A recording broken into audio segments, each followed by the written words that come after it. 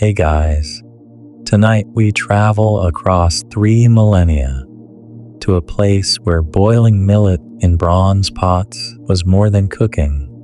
It was devotion, science, and survival. You are not watching history tonight. You are eating it. You are chewing through steam and silence, swallowing stories older than your DNA. And guess what?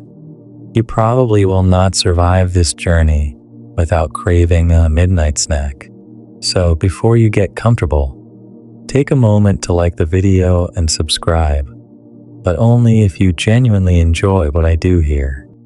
And hey, where are you watching from? Let me know your city and local time in the comments. Now, dim the lights. Maybe turn on a fan for that soft background hum. And let's ease into tonight's journey together. You are walking through a cracked, sun-baked field in northern China, somewhere near the Yellow River. The year is roughly 1000 BCE. Give or take a few droughts and dynasties. The land smells like dry grass and warm dust. Millet stalks, bushy and golden, wave around your knees. There is no rice here. That is a southern indulgence. Up north, you eat what thrives. And what thrives is millet, small, stubborn grains that shrug off poor soil and cling to life like a cat in a bathtub. You squat by a group of villagers. They wear tunics the color of weather. No buttons, no embellishments. Just knotted rope and dirt. One woman is pounding millet in a stone mortar. Thump, twist, thump, twist. The rhythm makes your spine tingle, like the heartbeat of something ancient and then sentimental. A few children gather around her, waiting for the grains to be steamed. Millet is more than food, it is mythology. According to some Chinese legends, the Yellow Emperor himself taught humanity how to cultivate it. Others claim that it came from divine beasts or heavenly gardens.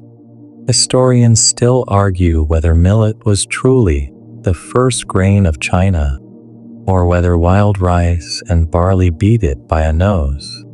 But here, among these dusty families, millet is the sun. You sow it, boil it, eat it, bury your dead with it, and then, if you are lucky, you get reborn into a millet field again. You follow the woman into a hut made of packed earth and thatch. The walls are cool and smell faintly of charcoal. Inside sits a bronze ding, a 3-legged cooking vessel shaped like a heavy bowl with 2 upward handles. It looks like something you would find in an art museum or a fantasy video game. But here, it is just the stove. Bronze is not casual. To own a ding, your family must matter. Maybe your ancestors were shamans, or soldiers, or at least someone's cousin who once cooked for a duke. In this period, late Shang to early Western Zhou, bronze vessels are not just cookware. They are symbols of status, offerings to ancestors, and sometimes literal grave goods. You cook millet in one, yes, but you also pour wine into it during rituals, whisper names of the dead, and hope the steam carries your intentions to the heavens. The ding is already warm. Inside, water boils and bubbles with alarming intensity, like it knows it is part of a 3,000-year tradition. The woman sprinkles in the crushed millet. You watch the grains swirl and thicken. No salt, no sauce, just time and fire. It smells nutty, earthy, slightly bitter, like oatmeal's older, tougher cousin. Outside, Another family adds slivers of dried meat, probably deer, maybe pheasant. There is a tangy aroma, sharp enough to sting your nose. Protein is a privilege here, and you do not waste it. There is no garnish, no Instagram drizzle. The dish is plain, stoic, but it fills your stomach and steadies your hands. Here is the wild thing. Archaeologists have dug up carbonized millet grains inside these bronze dings, still blackened, still clinging to the vessel's rim after thousands of years underground. From tombs dated to the 11th century BC. Imagine that. Your dinner's sticking around longer than the pyramids.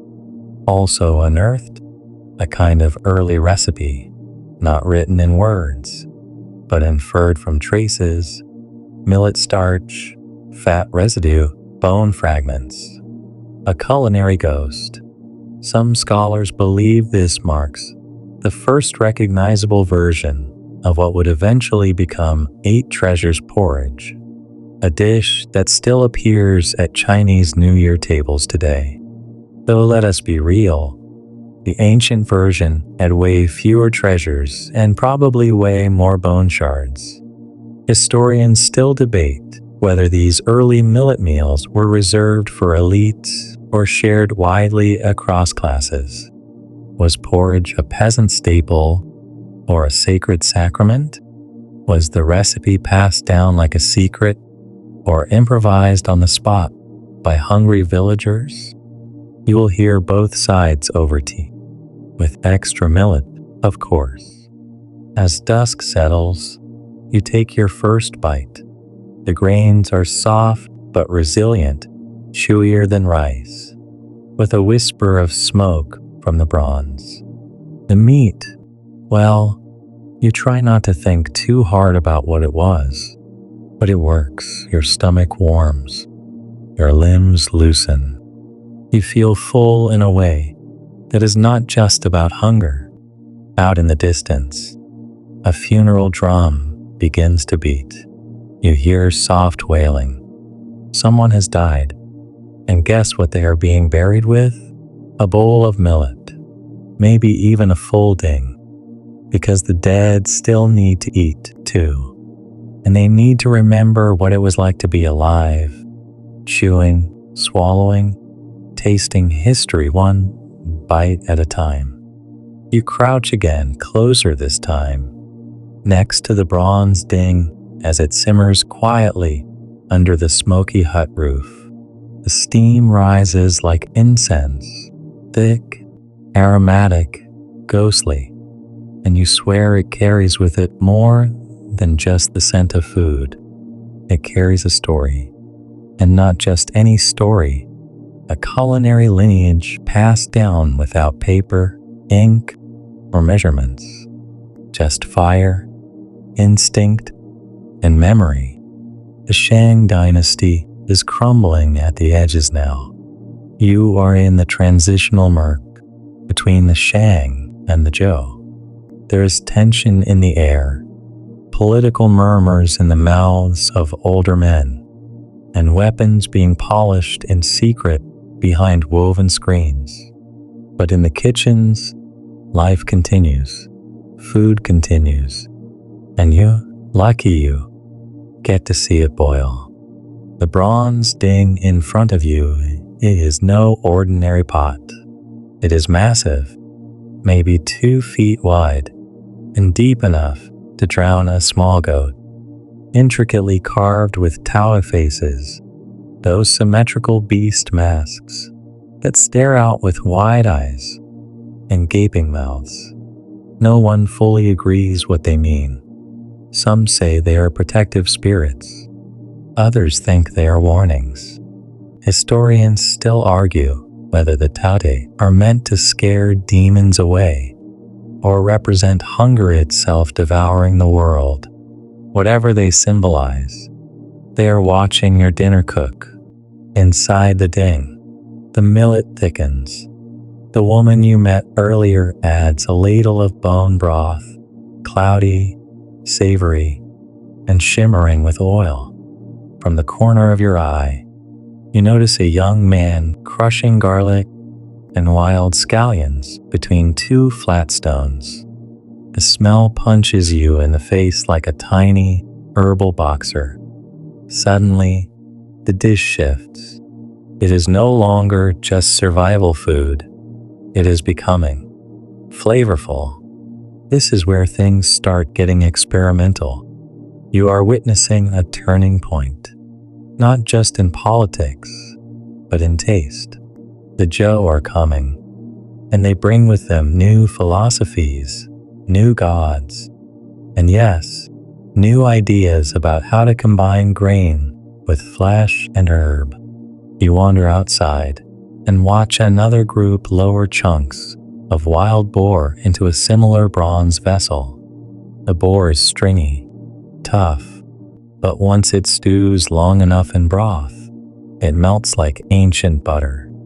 Some say this kind of cooking, long, slow, aromatic, was a precursor to Chinese slow braising techniques, kind of like the first sketch in the grand scroll of what would become dong po pork or red cooked beef.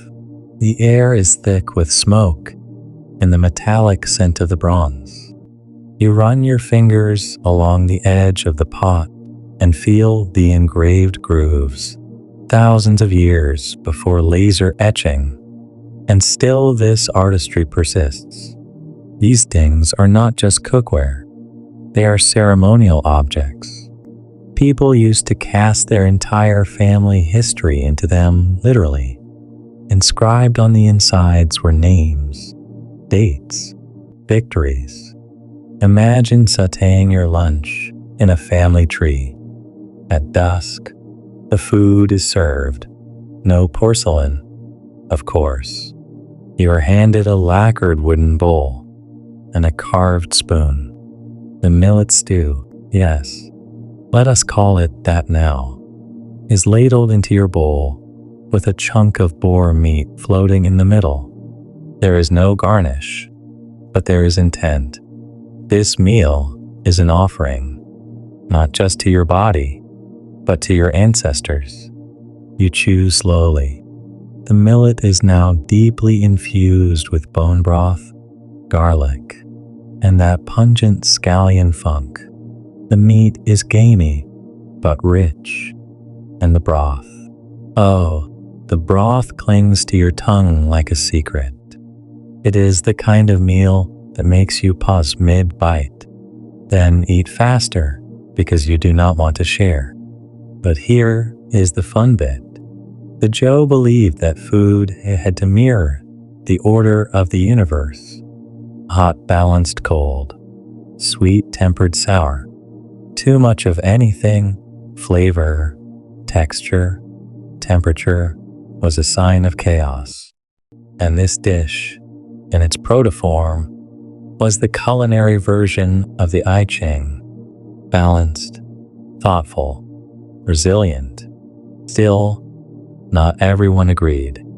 Some factions within the Zhou court considered bronze cooking to be too lavish, too ritualized, too Shang.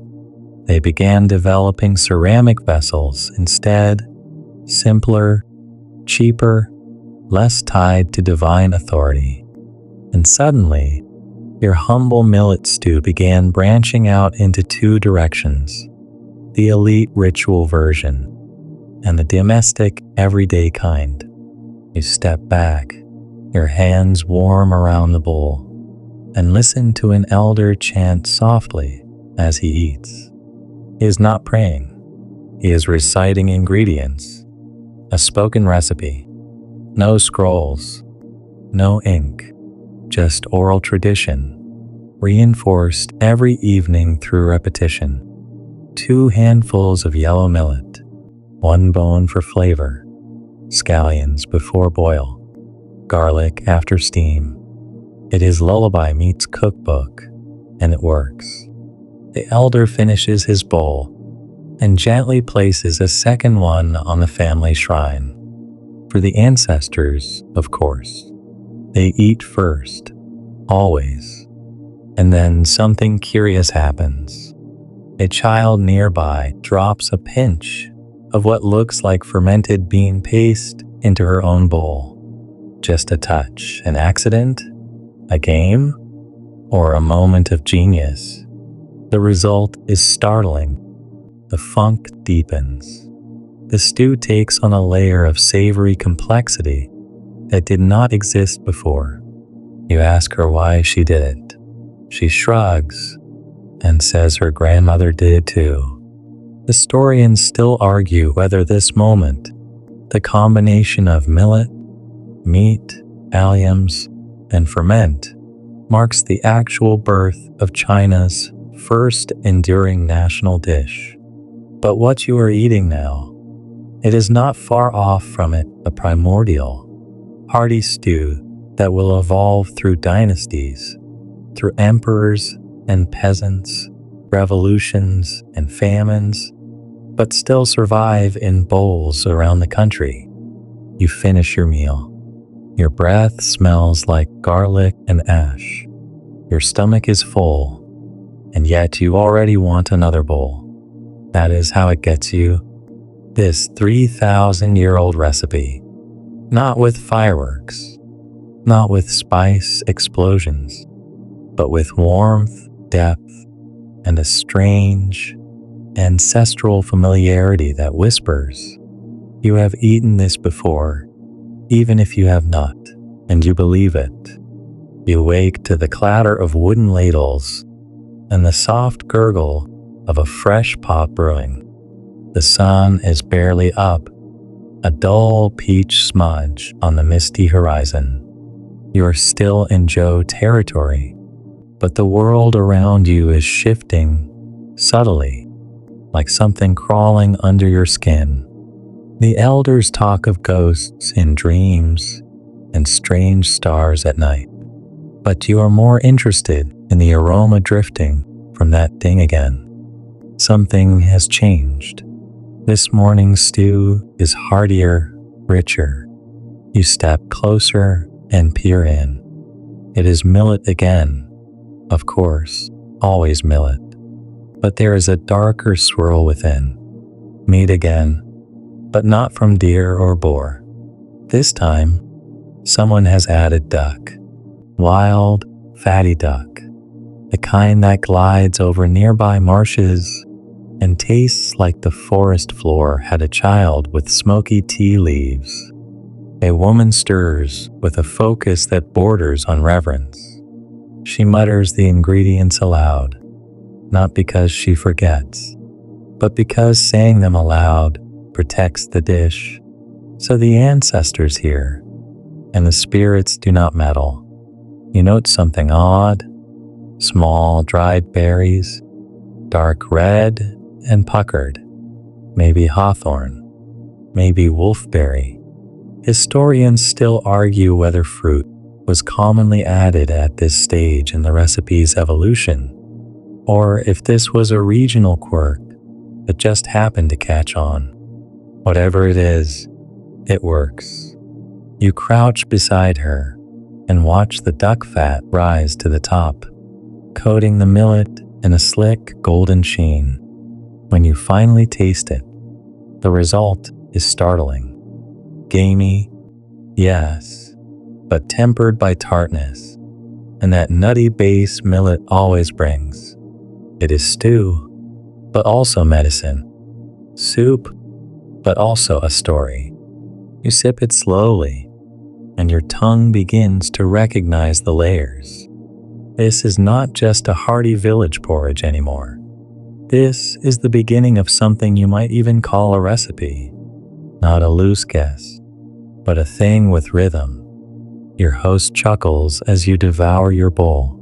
She says the dish is called zhōu, a word that will eventually evolve into kanji, juk, or gruel depending on who is speaking and what dynasty they are stuck in. Right now, though, it just means something warm to eat before you try not to die. You thank her, but before you can ask what exactly was in that red berry sour tangle, she winks. Family secret, she says, and walks off. Later that day, you're invited to a feast of sorts, not grand, but ceremonial. Offerings are made to heaven and earth, and guess what shows up in front of the altar? Yeah, millet stew. Only this time, it is served beside a small goblet of wine. Not grape wine. This is grain wine, fermented from millet and broomcorn. Sharp, grassy, and barely drinkable unless your life is extremely stressful, which it probably is. You watch the priests chant, ladle out the food, and then, most curious of all, you notice a chunk of bone placed delicately atop one bowl. Just bone, clean, pale, almost symbolic, a token of flavor rather than a meal. You ask an onlooker why. They say the ancestors no longer need meat, just the memory of it. That bone shifts something in your mind. Suddenly, you start remembering yesterday's meal, how the broth clung to your spoon, how the millet softened like velvet. The flavor has a rhythm now, an identity. It is not static, and it is not random. The people here are not just boiling grain. They are preserving something, refining it. You can almost trace the lineage forward, like watching a baby photo slowly morph into an adult's face. You are struck by how little changes over centuries. The ding is still used. The millet still sings its nutty little tune. The protein changes, some days duck, other days lamb, or even dried fish if times are tough. But the method? Fire, simmer, stir, serve. Fire, simmer, stir, serve. It is hypnotic. Now, let us talk about that meat-millet balance. Some scholars suggest that early Chinese cooking placed symbolic weight on meat, not because it was better, but because it was rare. To include it in a dish like this was to elevate it, to turn the meal into a story worth sharing. Others believe that the meat simply acted as a flavor anchor, something to ground the volatile nuttiness of millet. Either way, you realize you are watching the foundations of flavor being laid down like wet clay. This is not just peasant food anymore. This is proto-cuisine, a dish passed down through so many generations that it outlives kings, kingdoms, and even written language. And do not forget, there are no spoons with measurements, no timers, no bring to a rolling boil for precisely 8 minutes. There is only instinct, a flick of the wrist, a nose that knows when broth turns fragrant, a taste that triggers memory, not instructions. As night falls, you share a pot with 2 young men, travelers on their way to some regional assembly of thinkers and poets. They joke about duck fat making you wise. One of them adds a pinch of dried ginger into the pot, just to see. It works beautifully. The other swears by a splash of vinegar. And just like that, the dish mutates again. No one scolds them. This is not a sacred relic. It is a living thing. It grows, shifts, adapts. The only rule? It must warm your belly and remind you of something older than words. Before bed, you lie on a woven mat, full to the chin, your breath still fragrant with ginger and duck. You hear someone singing outside, a low, melodic hum. It is not a lullaby, not quite. More like a recipe disguised as a poem. And in the stillness, with a faint breeze rustling the millet outside, You feel it. This dish has roots, deep ones, and they are only going to grow stronger with time. You are jolted awake by the sharp clang of a gong. Not the temple kind. This is kitchen-born, metallic and irritated. You blink groggily and find yourself in a new setting, more structured, more elite. Gone are the smoky huts and village stews. You are now in the belly of a Zhou Dynasty palace, and things are different here. Cleaner, sure. Busier, definitely. But mostly, just more. You are standing in the imperial kitchen, one of them, at least. These aren't modest hearths anymore. They are organized chaos. Long wooden tables grown under bowls of chopped roots, glistening hunks of meat, and baskets of glutinous millet. You watch men and women in tightly wrapped robes dart between steam clouds and spice jars like chess pieces in a game. You are not invited to play, but you are watching, and you are hungry. Your eyes land on a massive iron cauldron. This thing makes the bronze dings look like toys. Inside it, a stew bubbles, thick, fragrant, almost theatrical in its aromas. Millet again? Yes, but now enhanced with brown lamb shoulder, bruised scallions, fermented bean paste, and wait, is that citrus peel? You lean in. It is.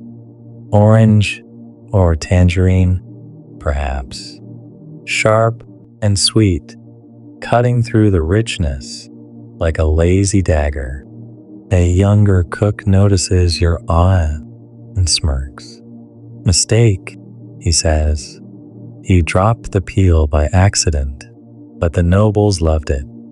And just like that, a new layer is added to this ancient recipe, not because of calculated tradition, but pure culinary chaos. This is how the recipe evolves in the palace. By accident, by ego, by desperation to impress someone wearing silk. You look around and see the pressure weighing on every twitching shoulder. In this palace, food is performance, and the millet stew, it is the canvas. Across the room, a senior cook is stirring a more refined version of the dish. No meat in this one. Instead, it is thickened with mashed lotus root and garnished with thin threads of dried mushroom. You taste it because who's going to stop you? And it is haunting, earthy, subtle, almost floral. The kind of taste that lingers on your palate like a question you cannot answer. This is not humble peasant fare anymore. It is sophisticated. And still, beneath all that elegance, the bones of the original dish remain, millet as its base, a savory broth, something pungent, something soft, and a slow, steady cook time. Some scholars believe this was the era when 8 precious ingredients started to become a thing. Not always the same 8, mind you. Just whatever 8 things you had that made your stew feel important. Duck, mushroom, goji berry, jujube, chestnut, lotus seed, longan, ginseng, some sweet, some sour, some chewy, some crunchy. Historians still argue whether the number 8 was chosen for its symbolism in Chinese culture. 8 is lucky, or simply because it fit nicely in a poem. Oh right, poetry. It is everywhere in this palace, especially about food. You overhear court official murmuring lines about millet steam that curls like a phoenix's sigh, and soup that tastes of memory soaked in rain. Pretentious? Absolutely. But also kind of gorgeous. And yet, outside this culinary theater, the empire itself is trembling. Border raids, political scheming, more rice creeping in from the south. The millet dish should be disappearing, should be falling out of fashion. But no, it is adapting. Every invasion, every dynasty change, every passing cook adds something, tweaks something, accidentally reinvents a layer. You sneak into a smaller annex of the kitchen, less polished, more experimental. A quiet, round-faced cook is ladling something into a shallow bowl. You recognize the basics: millet, meat, broth. But then he pulls out a stone jar and drops in a dollop of something sticky and dark. Fermented tofu mash. The smell hits you like a wall. Salty, creamy, a little foul in a good way. He grins. Only for brave mouths, he says. You taste it, and you laugh out loud. It is delicious. This is not just food anymore. It is becoming identity, memory, belonging, a thread so woven into the cultural fabric that even palaces, with all their pretensions, cannot kill it. The millet stew is now complex, layered, seasoned by accident and intention alike. At dinner, you sit quietly in the corner of the banquet hall. Nobles in brocade robes slurp politely from porcelain bowls. They do not talk about the dish, but they all finish it. Some lean back with a satisfied sigh. Others close their eyes, as if it stirred a distant memory. One even sneaks a second helping when they think no one is looking. The irony is beautiful. In a palace obsessed with novelty and refinement, the oldest, most peasant-born recipe has outlasted every other fancy trend. You slip away from the glowing lanterns and cross the courtyard, bowl in hand. The night air is sharp, and you feel the warmth of the stew in your chest like a quiet furnace. The dish has changed again, but you still recognize it, and you are starting to understand why it never goes away. You are walking now, not in a palace, not in a village, but somewhere in between. A military camp, maybe. A border town. The year is slipping into the tail end of the Eastern Zhou era, deep into the Warring States period. 7 kingdoms claw at each other like starving siblings, and nobody trusts anyone with a full belly. But oddly enough, that is exactly where the millet stew thrives. You duck beneath the flapping edge of a canvas tent. Inside, a scholar with ink-stained sleeves is hunched over a bamboo scroll, writing what seems to be a war report or a poem. With these guys, it is often both. He looks up, distracted. Hungry? He asks, gesturing toward a nearby pot balanced over a fire pit. You nod, and he ladles you a portion with surprising generosity. The aroma hits you instantly, rich, oily, but layered with something new. Dried tangerine peel again, yes, but also Sichuan peppercorns. You take a cautious bite and bam, your tongue tingles, then goes numb. A gentle buzz spreads across your cheeks like static electricity wrapped in soup. New trade route. The scholar explains.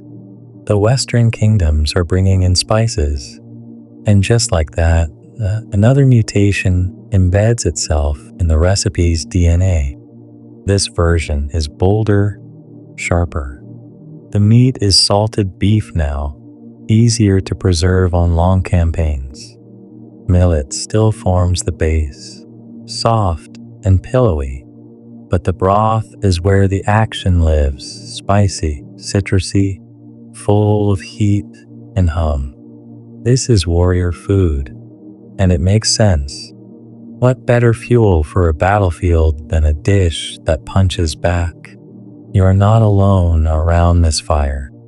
Soldiers gather in a loose ring, balancing bowls on knees. They eat fast, no talking, eyes scanning the horizon.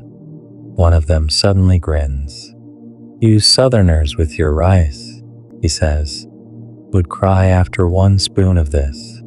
You smile politely and take another bite, even though your tongue is vibrating like a tuning fork. This era is chaotic. Borders are drawn in blood. Kings rise and fall faster than a stew can cool. And yet, everywhere you go, the millet stew persists. Not because it is fancy, but because it is adaptable. It bends without breaking.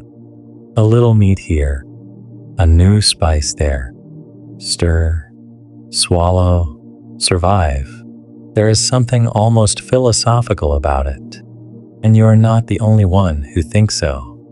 In the tents of generals and the quiet corners of Confucian academies, people are writing down ideas, not just about politics or ethics, but food. One preserved text from this period mentions a porridge thickened by millet, enriched by marrow, and harmonized by the 5 flavors. That is almost a review, is it not? Historians still argue whether that text refers to the same dish you are now eating, or a slightly more ritualized version served in elite households. Either way, the parallels are striking. The idea that food should not just fill, but balance, reflect nature, reflect the self. That night, you share a tent with 2 young soldiers. One adds crushed walnuts to his bowl.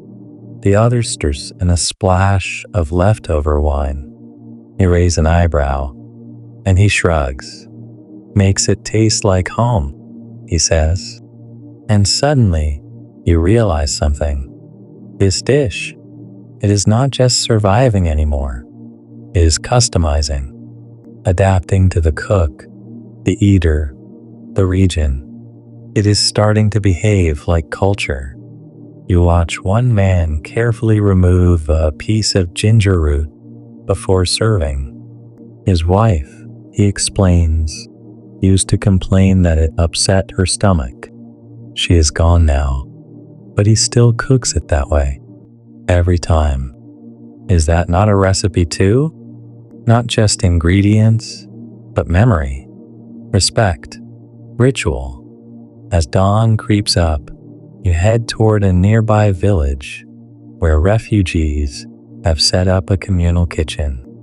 The pot here is enormous, fed by scraps and kindness. Someone has added turnip. Another has thrown in barley. Yes, barley. It should not work, but it does. The resulting porridge is thicker, earthier, with a satisfying chew that makes your molars happy. The smell draws a small crowd. An old woman hums as she ladles portions into chipped bowls. A toddler smears it across their face. A merchant offers to trade dried dates for an extra helping. It is chaos, but somehow tender. And this, you realize, is the dish's superpower. It survives wars, famines, dynastic collapse not by resisting change, but by absorbing it. Duck, beef, walnut, ginger, peppercorn, barley, none of it breaks the spirit of the dish. It stretches, it grows, it listens. You are eating history again, but this time, you are also eating improvisation. By midday, the soldiers' camp has emptied, off to another skirmish, but the pot still simmers. Someone left it there, bubbling gently over dying coals. A ladle leans against the rim, and you take one last scoop. It tastes like ash and meat and millet and something else. Something you cannot name, but you will remember it. You are standing in the shadow of a wall now, a very big wall, not quite finished yet, but impressive nonetheless. Mortar between stones, still wet, tools scattered on the ground like toys forgotten mid-play. You are in the Qin Dynasty now, under the rule of the infamous first emperor, Qin Shi Huang, the man who unified China, standardized everything from coinage to axle lengths, and, not to be overlooked, had some very specific thoughts on food. You step inside a fortress kitchen near the construction site of the Great Wall. The workers here are exhausted, sun-darkened, and hungry in a way that makes silence fall at the mere smell of food.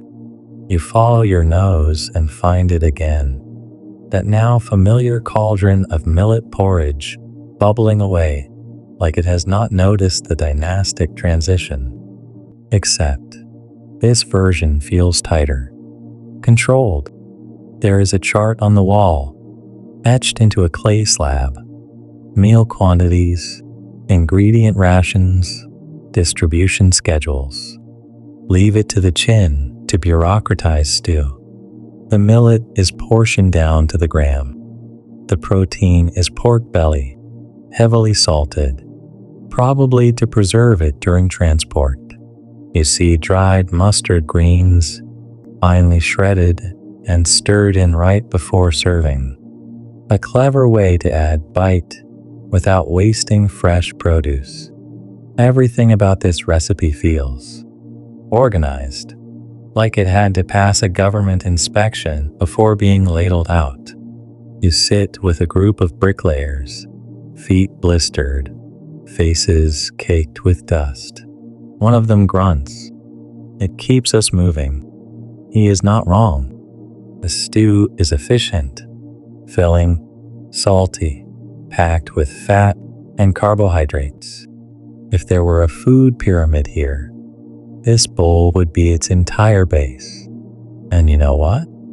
It tastes pretty good. The mustard greens add a punchy bitterness that cuts through the meat. The millet is, as always, soft and grounding. A quiet backdrop to whatever is layered on top. Here is something curious. The Qin were obsessed with immortality. Qin Shi Huang famously sent expeditions looking for the elixir of eternal life. And rumor has it, his personal chefs were ordered to create dishes that promoted balance, longevity, and strength. Some records even mention a particular millet porridge, enriched with herbs and deer antler powder, served only to him. Historians still argue whether this was just propaganda, or if the emperor genuinely believed his dinner could defy death. Either way, it adds another twist to the dish's evolution, from survival food to palace luxury to mystical cure-all. You sneak into one of the quieter kitchens, where herbalists prepare meals for the court's inner circle. The millet porridge here is thinner, more like a soup. It is laced with things you cannot easily identify: crushed roots, medicinal flowers, maybe even powdered pearl. It smells faintly sweet, like damp wood and ginseng. You take a sip, your tongue tingles. Your arms go warm. Is it magical? Probably not. But comforting? Absolutely. One cook, an older man with shaking hands, whispers that the emperor once demanded this porridge be made with water fetched from a sacred spring over 200 miles away. He thought it was lighter. The man chuckles. No taste difference, but lighter like air. You do not argue. You just finish the bowl and let it settle into your bones.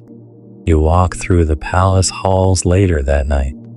Marble floors, golden lanterns, and there it is again. A pot of millet stew, this time waiting outside the chamber of one of the emperor's officials. The ingredients are unremarkable, just millet, pork, and leeks, but the presentation is immaculate. A carved wooden tray, a porcelain bowl, a spoon that could double as jewelry. And you think, even here, even in this temple of excess, the stew holds its ground. It does not need reinvention. It just needs care. But not everything survives. After Qin Shi Huang's death, his empire unravels faster than boiled millet. Rebellions rise. The bureaucratic order collapses. But what lingers, almost smugly, is the dish. Because when you leave the palace and return to the roadside inns, to the refugee camps, to the towns rebuilding from chaos, you find it still there. Sometimes it is thicker, sometimes runny, sometimes flavored with garlic, other times just salt, but it is always recognizable, always enough to remind people of structure, of nourishment, of something solid in an uncertain world. You eat with a farmer who tells you that during the collapse, this stew was all his family had. One pot lasted 4 days. We added water each night. By day 4, it was soup flavored with memory. He laughs without smiling. You do not press further. That night, you think about the irony. The first emperor tried to live forever with potions and power. But it is this stew, the simple one, the adaptable one, that actually survived him. You finish your bowl. Steam curls up like incense. Somewhere behind these crumbling walls, a pot is already simmering for tomorrow. You wake up to laughter echoing down a long, stone-paved street. The air is lighter here, gentler. Lanterns sway in the morning breeze, and the sound of a distant reed flute drifts toward you like a memory you have never had. You have arrived in the Han Dynasty, and somehow, even now, before your eyes fully open, you already know what is cooking. The scent is unmistakable. Millet, now soaked longer, simmered slower, and thickened with something new, something dark, funky, and quietly revolutionary. You sniff again. Soy, not sauce, not yet, but its primitive ancestor. Fermented soybean mash, grainy and fragrant, stirred into the ancient stew like a whisper from the future. You shuffle toward the source, a small wooden kitchen stall wedged between a silk bender and a lacquerware stand, bubbles with activity. The woman behind the counter stirs her pot with a ladle nearly as long as her arm. She grins at your arrival. You are lucky, she says. Fresh batch with jing, the precursor to soy sauce. Not quite liquid, not quite paste. Salty, earthy, with a subtle tang. This is where Chinese cuisine begins to taste like itself, where fermentation starts to sing through the grain. You watch as she folds it into a thick millet porridge, speckled with chopped scallion and slivers of bamboo shoot. A dash of sesame oil follows. Not a drip, just a touch, like perfume behind the ear. And suddenly, what was once survival food now feels crafted. You take a bite. The jing deepens everything. The grain softens. The bamboo crunches. And that sesame oil dances at the edges like it knows it is special. It is still humble, sure, but now it is layered, sophisticated, even. You are not just eating. You are experiencing flavor development. Historians still argue whether soy fermentation began as a preservation method or a deliberate culinary invention. Either way, its impact on dishes like this one is undeniable. The moment soy walks into the stew, the entire trajectory of Chinese cooking tilts forward. Umami enters the scene, not loudly, but permanently. You sit on a woven mat outside the stall and sip slowly. A nearby merchant leans over and tells you the emperor himself has declared millet a noble grain. Rice may reign in the south, but here in the north, it is still millet that defines the meal, and by extension, the culture. That merchant offers you a taste of his own version, a drier, more congealed millet mash, wrapped in lotus leaves, packed for travel. It is dense and lightly sweetened with jujube paste, kind of like a prehistoric granola bar. You nibble it. It sticks to your teeth. You love it anyway. Later, in a more refined courtyard, you are invited to eat with a family of scholars. Their porridge is nearly translucent, light, delicate, more like a soup than a stew. A few ginkgo nuts float on the surface. One of the children wrinkles her nose and adds sugar. Her grandfather gasps in mock horror. Sweet porridge is for the dead, he grumbles. The whole family laughs, but she eats it anyway. And you wonder if this is the beginning of sweet-savory debates that will echo into every kitchen from here to Shanghai. You hear talk of Zhang Qian, the Han envoy who is opening paths westward. The Silk Road is being stitched one dusty mile at a time, and with it come spices, seeds, new ingredients. You imagine what the stew will look like in 100 years, cardamom, saffron, cinnamon, and feel a flicker of excitement. But right now, it is still millet and jing, and somehow that feels enough. Later, in the capital, you pass a public food stall where bureaucrats slurp their lunch in silence. The version here is sharper, flavored with pickled mustard root and aged soy paste. A dollop of goat cheese sits on top, melting slowly. Goat cheese? Now that is unexpected. You ask the cook about it. He shrugs. Stumbled into it after a delivery spoiled. Emperor's cousin liked it. Now it is a thing. There it is again. Culinary evolution, born from mold and luck. You end the day in a small village. A grandmother stirs her pot over a stone hearth. Her version is unembellished. Just millet, water, a pinch of salt. She tells you it is for her grandson's first birthday. His ancestors had this. He will too. You ask if she prefers the newer versions, the jing, the pickled roots, the goat cheese. She smiles but does not answer. Instead, she ladles a portion into a tiny bowl, sets it on the shrine, and bows. The dead, once again, eat first. At night, the wind rises gently through paper screens. You lie on your back, full of fermented soybean and memory. The fire crackles nearby. And in the darkness, it hits you. This dish is no longer just surviving history. It is history. By now, you can feel it before you even smell it. That comforting warmth that lives somewhere between porridge and prayer. But the world around you has changed again.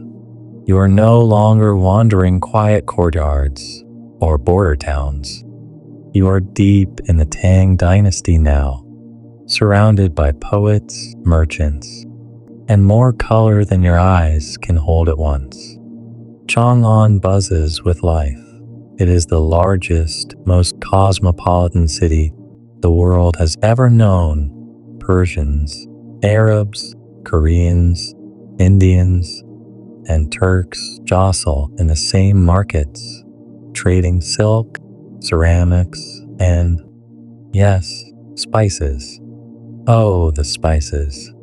Cumin, star anise, cardamom, unthinkable luxuries just a few dynasties ago are now being stirred with zero hesitation into the bubbling heart of your favorite ancient stew.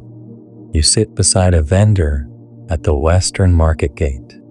Her hands are stained with turmeric and cassia. In front of her, a massive copper pot simmers lazily, its surface shimmering with golden oil.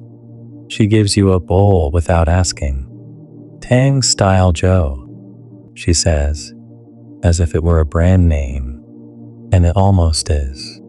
You take a bite and stop mid-chew. The millet is there. Of course it is. But everything else feels like a party your ancestors were too shy to attend. Chunks of lamb, slow braised until trembling, float in a broth so thick it is almost saucy. Dried apricots, crushed almonds, a whisper of cinnamon. It is sweet, salty, earthy, and faintly smoky all at once. You look up in amazement. The vendor winks. New route from Samarkand. This is what the Tang Dynasty does to food. It dares it to evolve. This is the golden age of poetry and tea, of Taoist temples and international intrigue. And somehow, through it all, the ancient millet stew not only survives but thrives. Historians still argue whether this new, spice-laden version was widely embraced or remained a delicacy of urban elites. But based on the number of steaming bowls you see in every alley, under every lantern, it is clear the dish has entered its Baroque period. Later, in a tea house frequented by scholars, you try a more delicate version. Thin, perfumed, lightly salted with aged soy, and adorned with chrysanthemum petals. It is poetry in a bowl. Literally, the poet 2 tables over is composing a verse about it as he eats. Steam curls like longing, he mumbles, scratching with an ink brush. Millet clings like memory. You roll your eyes, but admit he is not wrong. In the palace kitchens, things are even more extravagant. You sneak in how? Do not ask and witness a stew made with dove meat, rose water, toasted pine nuts, and just the faintest drizzle of fermented plum syrup. It smells like a midsummer garden, tastes like an inheritance. And yet, for all this sophistication, the core remains. Millet, simmered slowly, stretched with water and soul, always returning to form. You visit a Buddhist monastery high in the mountains, where monks serve their own version, meatless, seasoned with miso like soybean mash, and wild mushrooms harvested that morning. It is humble again, grounding, almost like the dish is reminding itself of where it came from. One monk, noticing your curiosity, offers a thought. When the body is still, food becomes language. Our ancestors speak through recipes. That sticks with you. Because later, as you descend from the temple and pass through villages, each with their own tweaks, their own ingredients, their own rhythm, you realize something new. The dish is no longer a single line through history. It is a tapestry. Each region, each family, each wandering cook has embroidered their own version onto it. Not a break, a branching. In Sichuan, it is spicy. Sichuan peppercorn, dried chili, and duck blood cubes give the porridge a fire that tingles through your teeth. In the north, it is still hearty, thick with beef tendon, scallions, and salted turnip. In the south, rice is creeping into the mix, diluting the millet, reshaping the texture into something closer to congee. You note the change. You accept it. Food historians are split on this period. Some say this is when the original recipe began to lose purity. Others argue that this is when it truly began to live. After all, what is survival, if not adaptation? That night, you eat under a parasol of stars.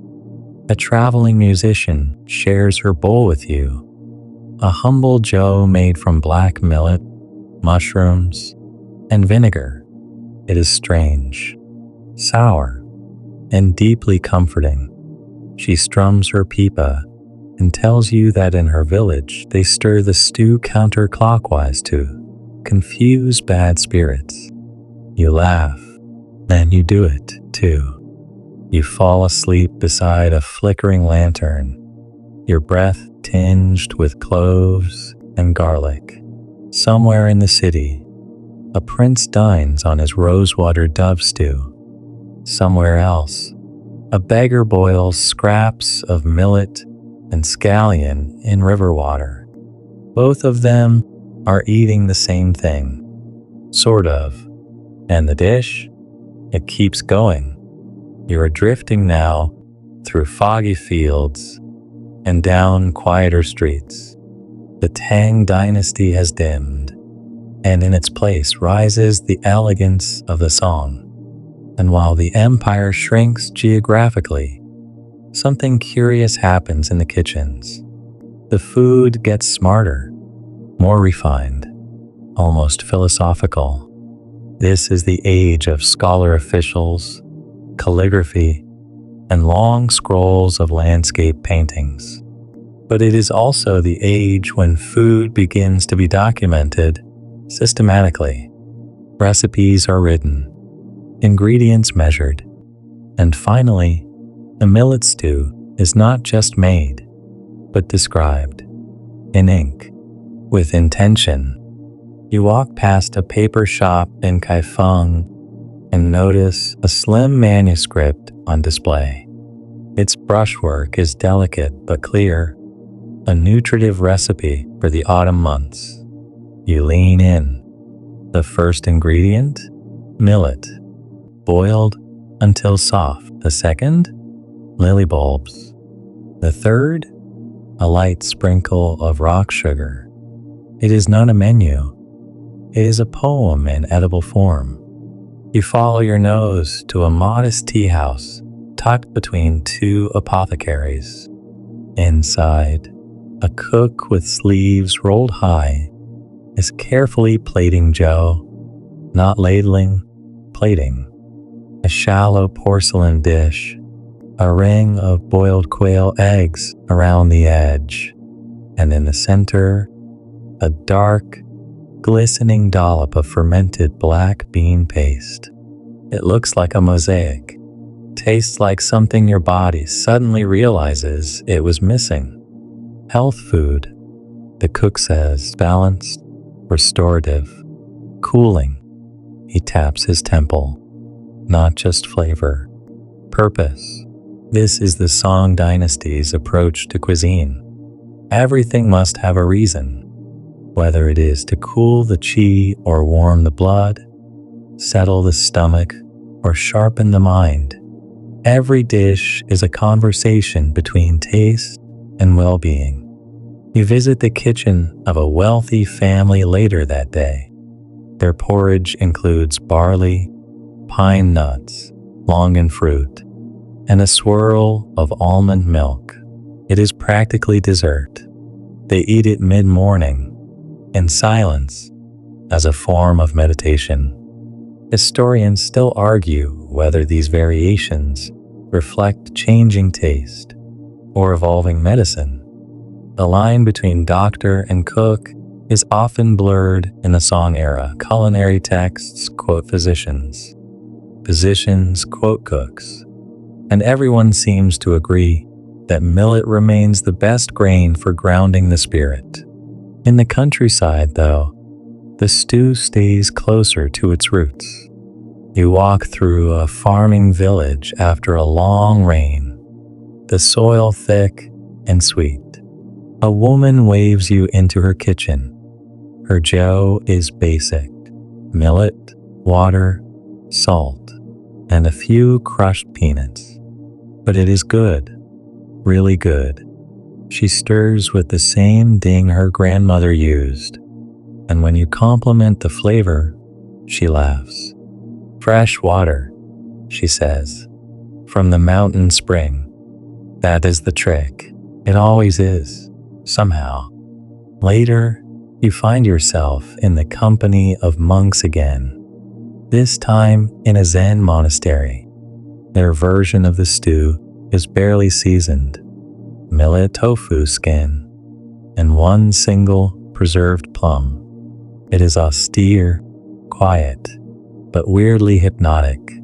You eat slowly, you chew deliberately, and with each bite, you feel your thoughts grow softer. You are not eating food, the abbot says gently. You are eating time. You nod, unsure what that means, but fully convinced he is right. In another corner of the empire, trade routes open further. Sea merchants bring back dried coconut, ginger candy, and strange green powders. You taste a zhōu made with coconut milk and millet. It is jarring, but you do not hate it. Sweet, tropical, yet oddly compatible with the nutty grain. You sit beside a merchant who claims he once sold millet to a prince in Java. They mix it with banana, he whispers, and call it breakfast. You raise an eyebrow. He raises his bowl. Global dish, he says with a wink. Back in the capital, food stalls begin offering zhōu at all hours. Morning versions with pickled mustard root and tea-soaked eggs. Evening bowls thickened with gelatinous duck blood and scallions. A few even add crab roe when it is in season, turning the humble dish into a kind of luxurious sludge. But everywhere, always, millet. Soft, soothing, silent. And you begin to notice how different each bowl makes you feel. The medicinal one makes you calm. The peppery one wakes you up. The sweet one makes you nostalgic for a childhood you never lived. Food writers of the time begin to catalog the dish, describing its mood as much as its texture. One calls it a cloud that settles in the belly. Another writes, it is the quietest kind of satisfaction at night. As rain drums gently on the roof tiles, you eat a bowl of midnight zhōu beside a candle. Just millet and ginger, nothing else. It tastes like silence. You awaken to the creak of wood and the slosh of waves. The room sways gently. You're not on land anymore. You are aboard a Zhou Dynasty trading ship, sails fat with wind, creaking along the South China Sea. Around you, bolts of silk, crates of porcelain, and barrels of food. Among them, a pot, a firebox, and that now familiar smell of millet bubbling in saltwater mist. You shuffle toward the makeshift galley. The ship's cook is perched on a stool, shirtless, sea-burned, and humming. He does not look up. "Storm last night," he mutters. "Had to add vinegar to keep it from turning." He lifts the lid. Inside is a seafarer's zhōu, still millet at its heart, but brinnier, fishier. Shredded dried squid swims alongside fermented cabbage. Thin slices of ginger float lazily, trying to pretend they're not cold. It's not the prettiest version, but it's alive. That's enough at sea. You eat standing up, bowl in one hand, the other gripping a rope. The salty air merges with the flavor until you cannot tell where the sea ends and the porridge begins. Later, you dock in a southern port city. It is loud, chaotic, impossibly hot. A man stirs his zhōu with a bamboo whisk. "Millet's too coarse for summer," he declares. But he makes it anyway, thinner, looser, almost drinkable. It's perfumed with orange peel, mint, and crushed ice. Yes, ice. Shaved from mountain caves, wrapped in straw, traded like gold. This is no longer just stew. It's almost sorbet. You slurp and laugh. The sweat on your brow evaporates in relief. Further inland, in mountain towns, you watch people stir zhōu into medicinal brews. Ginseng, angelica, licorice root.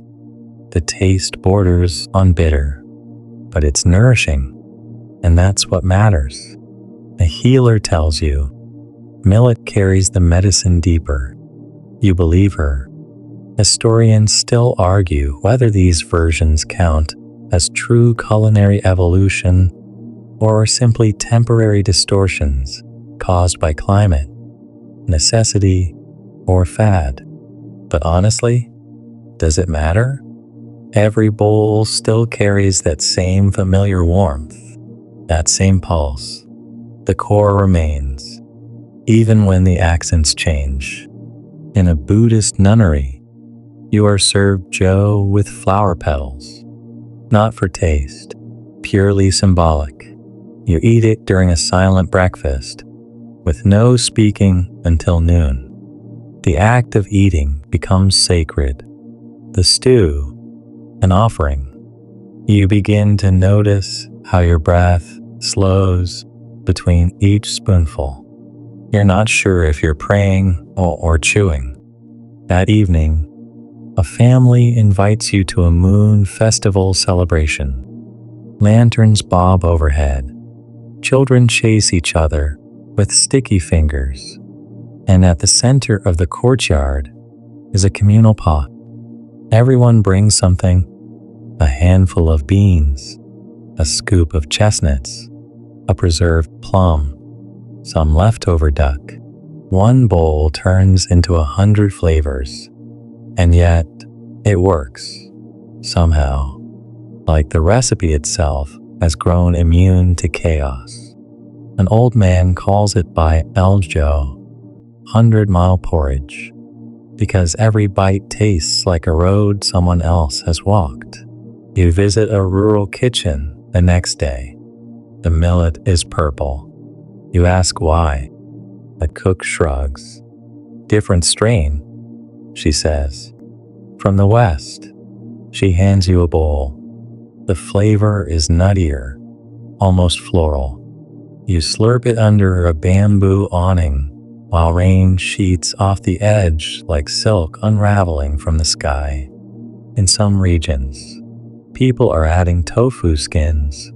In others, peanuts boiled until they pop like tiny balloons. In yet another town, A merchant adds crab shells for depth. It's just for the broth, he promises, but chew gently. Everywhere you go, the same rules apply. Warm the grain, build the broth, serve with feeling. You find a temple market selling pickled garlic designed to pair with zhōu. At a wedding feast, someone adds peach blossom honey for sweetness. In the home of a retired general, the stew is spiked with peppercorn and 5 spice. His version tastes like fire and nostalgia. Back on another ship, this one heading farther south, an old sailor tells you that the Vietnamese make their own version closer to rice gruel, but not bad if you're desperate. He says it with a wink. You try it anyway. It is thinner, sweeter, served with fried shallots. Different, yes, but still family. By now, the millet stew feels less like a dish and more like a song. One melody, infinite covers. That night, in a quiet forest inn, you sit alone with a bowl. It's the simplest you've had in weeks. Just grain, salt, and a flick of sesame oil. The innkeeper says nothing as she serves it. You don't need her to. You take a slow bite. It tastes like remembering. You wake to the sound of drums, deep, booming, and full of ceremony. You are in the Zhou Dynasty now. The Mongols have taken the empire, and everything feels different. The architecture is heavier, the guards sterner, and the menus, somehow, even more eclectic. The stew? Still here, still waiting, but it has shifted again. You walk into a street kitchen in Dadu, what will one day be called Beijing, and the smell that greets you isn't just millet and broth, it's lamb, spiced lamb, heavy with cumin, coriander, and clove. The influence of Central Asia has arrived with cavalry boots and caravan dust. You take a bite and pause. This stew bites back. It is aggressive, muscular, less subtle than the poetic song versions, but warmer, too. Bold. The millet has been toasted before cooking, giving it a nutty backbone. On top, crushed garlic fried in fat sizzles like applause. A nearby soldier laughs at your face. First time? He asks. You nod, mouth full. It is our stew now, he grins. Stronger, like the empire. He is not wrong. The Mongols brought horses, new scripts, and new spices. They also brought an appetite for meat, lots of it. And while the millet stew was never vegetarian by design, the Yuan version takes meat to a different level. You're offered bowls with beef tendon, mutton ribs, and, once, camel. You hesitate, then try it. It's tough, but rich. And the stew, as always, forgives. Later, you walk through a tent city, just outside the capital. A Mongol family invites you into their yurt. Their zhōu is thinner, more drinkable, flavored with sour mare's milk. You slurp it politely, despite your eyebrows involuntarily lifting halfway up your forehead. It keeps us warm, the matriarch says, patting your shoulder. Even in snow, you try to smile through the Tang. This isn't your favorite version, but it's honest. And again, that same idea returns. Adaptation. This stew does not fight the times.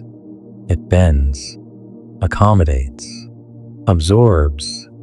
Historians still argue whether the Yuan truly embraced Han Chinese foodways, or simply tolerated them. But what's clear is this: the millet stew never disappeared. It blended, quietly, like steam in the folds of history. In imperial kitchens, things are even stranger. One high-ranking official demands his zhōu be flavored with saffron and pine smoke. Another adds chopped dates and fig syrup. You try them all.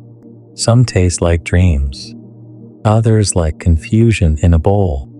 But the base, the millet, the broth, the soft pulse of tradition holds. You visit a scholar who serves you his version in a lacquered bowl shaped like a lotus. It's dotted with goji berries and bits of pickled radish.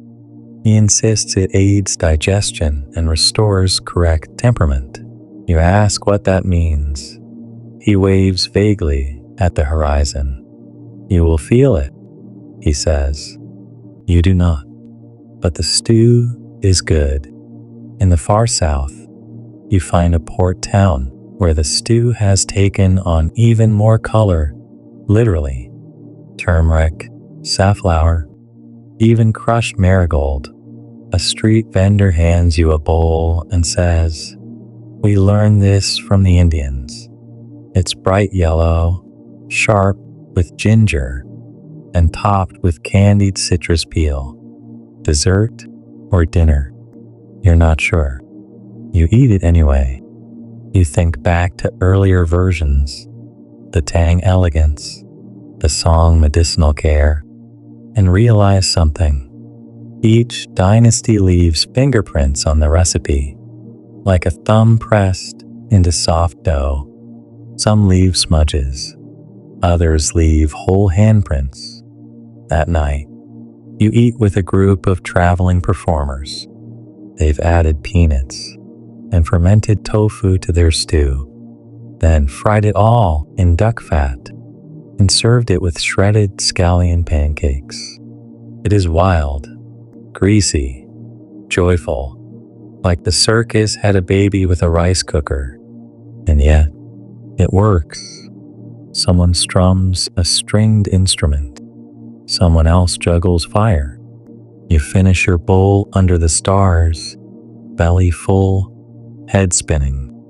This dish, this humble, 3,000-year-old stew, has just survived a Mongol invasion and come out the other side louder, spicier, and somehow even more alive.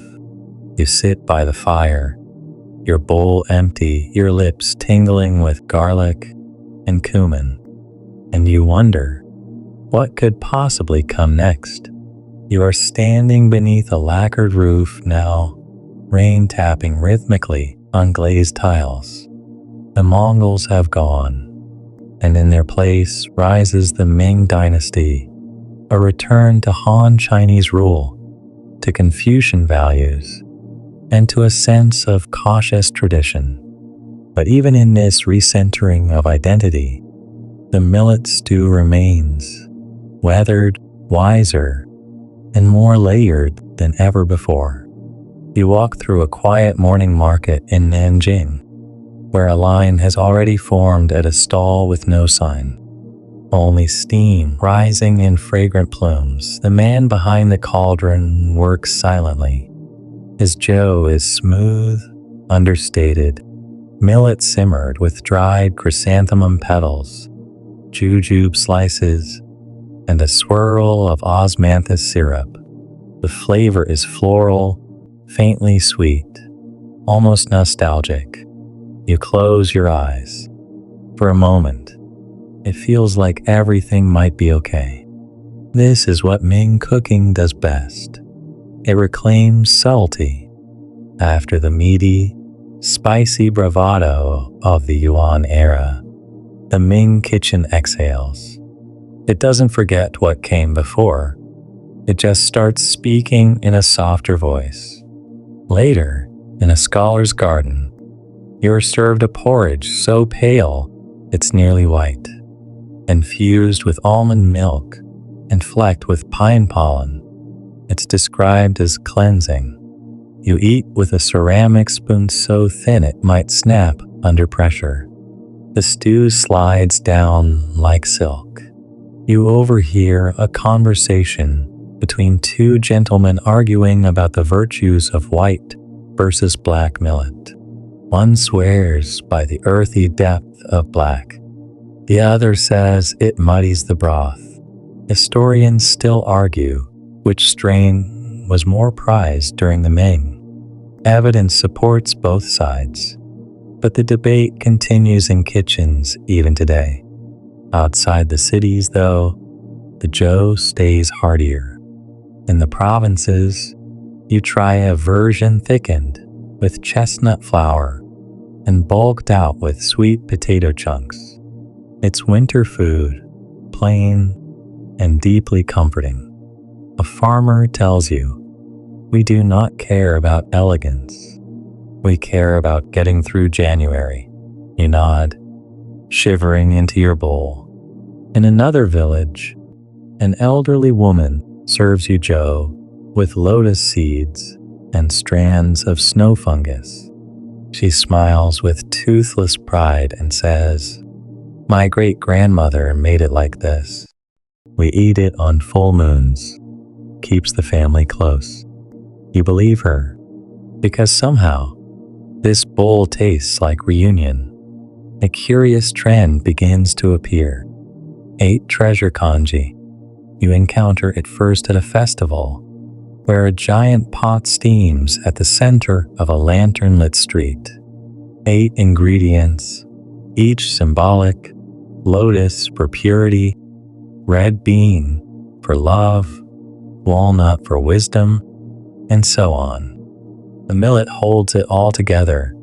As usual, you take a bite and grin. It's more than food.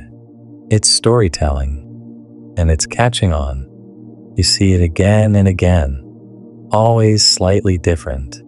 A version with dried longan and apricots, another with mung beans and glutinous rice mixed in.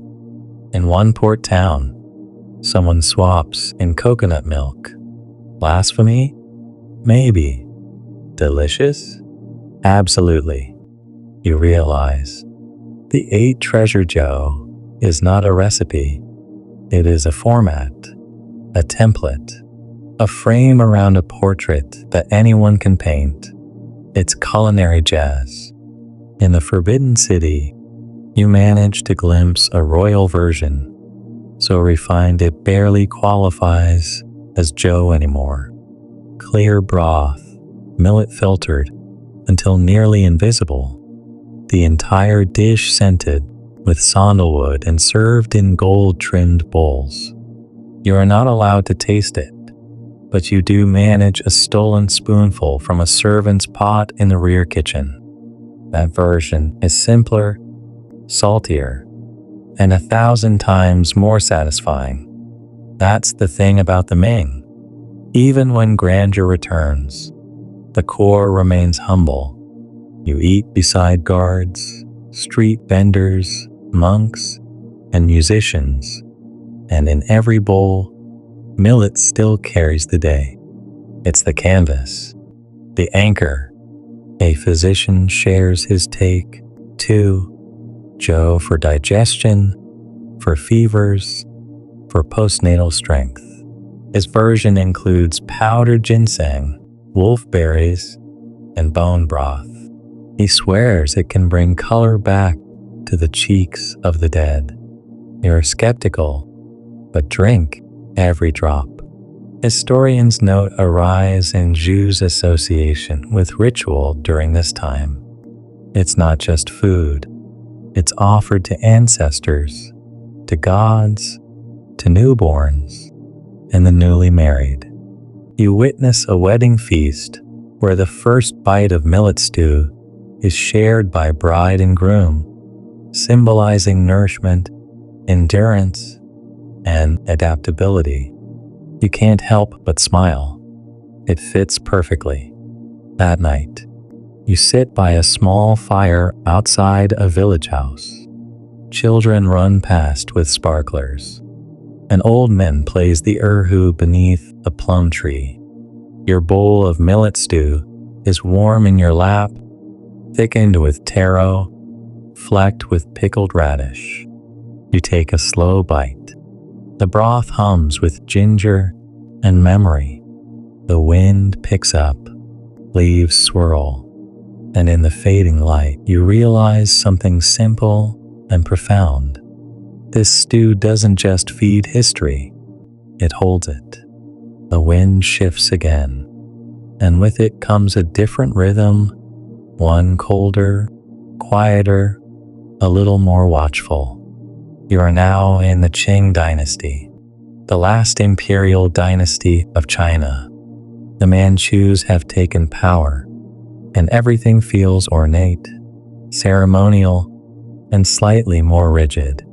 But even now, as powdered wigs arrive from the west and clocks tick inside gilded halls, the millet stew still simmers.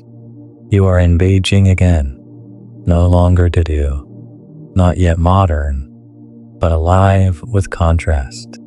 Horse-drawn carts rattle past French Jesuits. Soldiers wear silk and fur, and on every corner, steam rises from iron pots. You start in a narrow alley behind a Qing bureaucrat's residence. A servant offers you a bowl of zhōu made with millet, sweet corn, and a swirl of pine nut oil. Breakfast for the scholars, he says, pouring gently. Light on the stomach, heavy on thought. It tastes buttery and clean, delicate, almost too polite. You thank him and move on. In the heart of the city, you witness the emergence of street-side breakfast stalls, now industrialized, now faster. Vendors sling millet stew in massive batches, scooped into porcelain bowls with green onion, soy paste, and thin strips of beef jerky. It is no longer a slow-simmered ritual. It is food for the city, fast, filling, familiar. And the best part? It costs next to nothing. A rickshaw driver slurps beside you, eyes half closed. This here, he says, keeps me moving from morning till dusk. Just enough meat, just enough grain, just enough hope. You laugh, then eat. Farther north, you pass through Manchu territory where you try zhōu laced with pickled vegetables, fermented tofu, and strong black vinegar. It bites, it barks, and yet, under it all, the millet still hums its quiet note, unmoved. Historians still argue whether Manchu cuisine heavily influenced Han Chinese recipes or simply coexisted beside them. But in the stew, the fusion is unmistakable. The sharpness of fermented cabbage, the sweetness of yellow wine, the appearance of glutinous millet variants, stickier and sweeter than ever before. You visit a snowy town where people add wild mushrooms and roasted chestnut to the zhōu, cooking it over pinewood fires. The smoke weaves itself into the grain.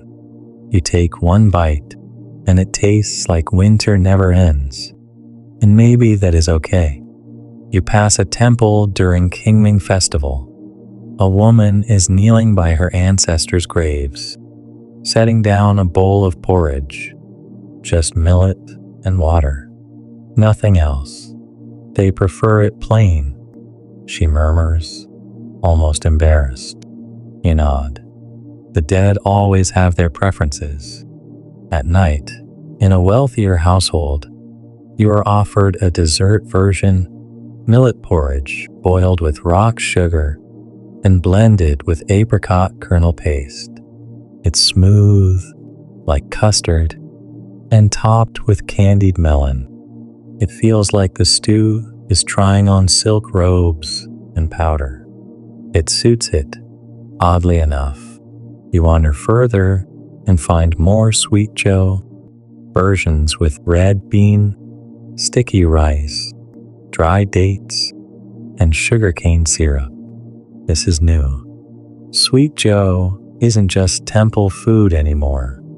It's catching on as dessert, especially in tea houses, where it's served cold in porcelain bowls with painted goldfish inside. One version even comes with shaved ice. You blink twice, summer has changed the rules. You climb a hill where an old herbalist offers you a medicinal bowl. This time, it's millet boiled with goji berries, angelica root, and deer antler shavings. To warm the blood, she says, in slow time. You raise your eyebrows, then drink. It tastes sharp and slightly bitter, but afterward, you feel oddly grounded, as if your body is saying, I know this. I remember. In port cities now open to the west, you find curious additions: milk, raisins, even cinnamon sticks from foreign traders. The porridge stretches itself to include these strangers. One merchant gives you a creamy version thickened with egg yolk and a drop of vanilla. French style, he brags. You taste it. Your tongue stumbles in confusion, but eventually settles in. Meanwhile, in the imperial palace, the Empress Dowager is rumored to eat a special zhōu every morning: white millet, pigeon broth, ginkgo nuts, and gold leaf. You do not taste this one, but you hear stories. Every version, it seems, becomes a rumor. Every rumor, a new recipe. You return to the countryside. A widow invites you to sit. Her version is plain again: millet, scallion, soy sauce. But her hands are gentle. She serves you from a pot older than you can guess. This fed my husband during the rebellion, she says quietly. It still feeds me now. The stew has become something more than survival. It's comfort, a language that needs no words. That night, you eat by candlelight with a group of carpenters. They argue about politics, about taxes, about the future. But when the zhōu comes out, everyone falls silent. You sip slowly. The millet settles in your belly like an old friend. The Zhou Dynasty won't last. You know that. But this stew? It will. You are blinking into electric light now, harsh, humming, and very modern. The imperial banners are gone.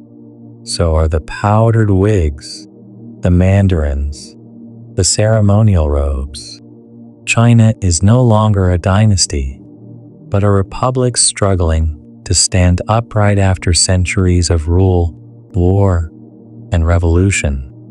And through all of it, somehow, the millet stew is still here.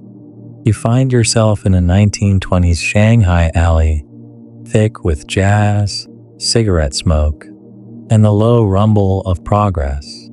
Street vendors shout over one another, selling roasted chestnuts, dumplings, soy milk, and zhōu. You follow the familiar scent to a corner stall run by an elderly man with an oil lantern and a battered ladle. His stew is old school, thick, savory, topped with salted duck egg yolk and pickled mustard greens. He chuckles when you sit down. Everyone's chasing Western food now, but this keeps us alive. You take a bite. It is warm, briny, and full of yesterday, and it tastes exactly like memory. Behind him, a young boy slurps his bowl while reading a school book. The man gestures.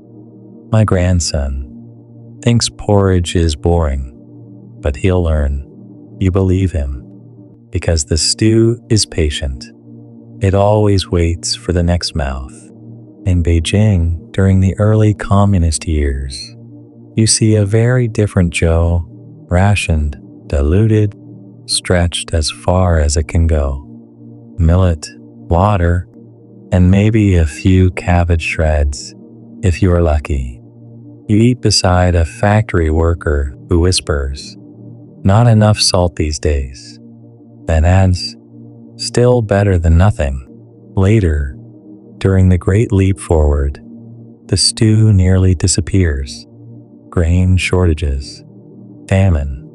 You watch a woman stir a pot of wild weeds and water, pretending it is zhōu for her children. The millet is gone, but the habit remains. She tells them, "Eat slow. It's lucky stew." Her voice does not crack. Yours does. Historians still argue whether millet's decline in the mid-20th century was political, agricultural, or symbolic. Rice and wheat rise. Millet fades. The stew becomes less central, more nostalgic, but it never vanishes. You see it tucked into the corners. Poor neighborhoods, remote villages, homes that remember. You visit a house where 3 generations share a bowl. The grandfather insists on millet. The mother adds rice. The child squirts soy sauce from a plastic packet and stirs it all together. It's a mess. It's delicious. It's real. And then something strange happens. The stew begins to come back. First in the countryside, then in urban kitchens, then on television. Nutritionists sing millet's praises. Old recipes resurface.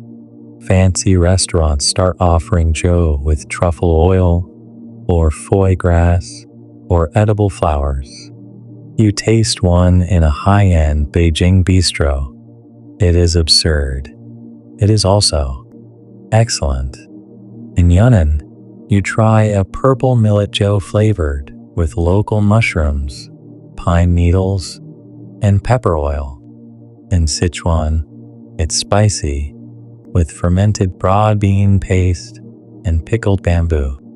In Guangdong, sweet again, boiled with coconut milk, taro, and candied lotus root.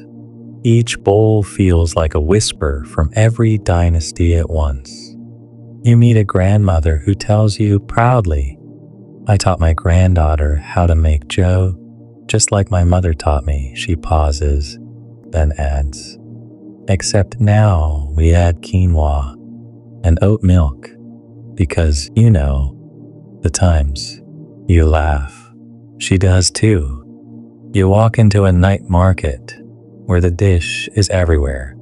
Bowls in hands, bowls on scooters. Bowls sip through lids like coffee. Some are red, some gold, some clear.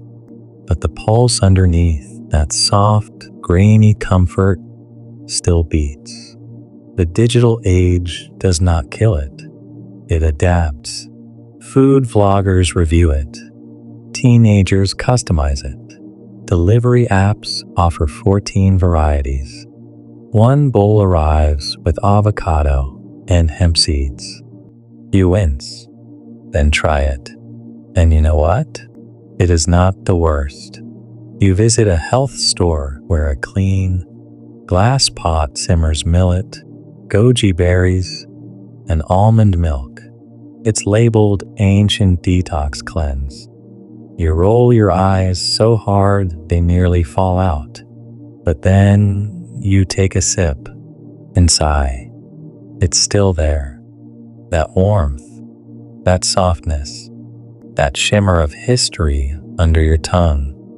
A nutritionist explains that millet is gluten-free, high in magnesium, easy on the gut. It's the grain of the future, she beams. You think, no, it is the grain of forever. You eat one final bowl under neon lights in a late-night canteen. Students sit nearby, playing games, scrolling phones. One of them looks at your bowl and says, "My grandma makes it better." You nod. Of course she does. The stew has changed again, and again, and again, but never lost itself. It is your warm companion now, across 3,000 years. It has fed emperors and monks, soldiers and poets, rebels and toddlers. It has healed and filled, honored and soothed. It is poor man's fuel. It is nobleman's cleanse. It is memory you can eat. You place your empty bowl on the counter and smile. The bowl is gone now, emptied, wiped clean with the back of a spoon, placed softly on a wood grain counter. But the warmth, it lingers, deep in your chest, behind your ribs, like a story told at just the right time. You are standing at the edge of the present, surrounded by a billion lives, each with their own rhythms, routines, and recipes. And you realize something you maybe should have seen earlier. The millet stew is not just a food anymore. It is an inheritance, and it is still being written. You travel again, not through dynasties, but train stations. You watch office workers slurping their porridge from plastic containers in glass towers, farmers stirring pots in corrugated kitchens, young mothers feeding spoonfuls to sleepy toddlers between cartoons. In a tiny Sichuan village, you meet a woman who still starts her day before dawn boiling millet with ginger and rock sugar, just like her grandmother taught her. City people buy theirs, she says with a wink, but this way, it listens better. You nod, even though you are not entirely sure what she means. Elsewhere, in a sleek Shanghai apartment, a food blogger is live streaming her breakfast to 5,000 viewers. Her zhōu includes chia seeds, matcha, blueberries, and almond milk. Gut-friendly, energy-packed, super nourishing, she says. You watch her take a bite. She closes her eyes. Just like home, historians still argue whether the dish can even be traced as one continuous tradition. After all, is the coconut oat milk version really the same as the one served to Zhou Dynasty farmers under a thatched roof? But maybe that is the wrong question, because as you stir your own bowl, made with whatever grain, spice, or mood fits the moment, you realize the dish is not defined by what goes into it. It is defined by what it holds. Memory, resilience, warmth, simplicity, family, hope. You sit in a quiet kitchen, early morning. The fan hums gently overhead. A bird trills somewhere just outside the window. Your zhōu is simple tonight.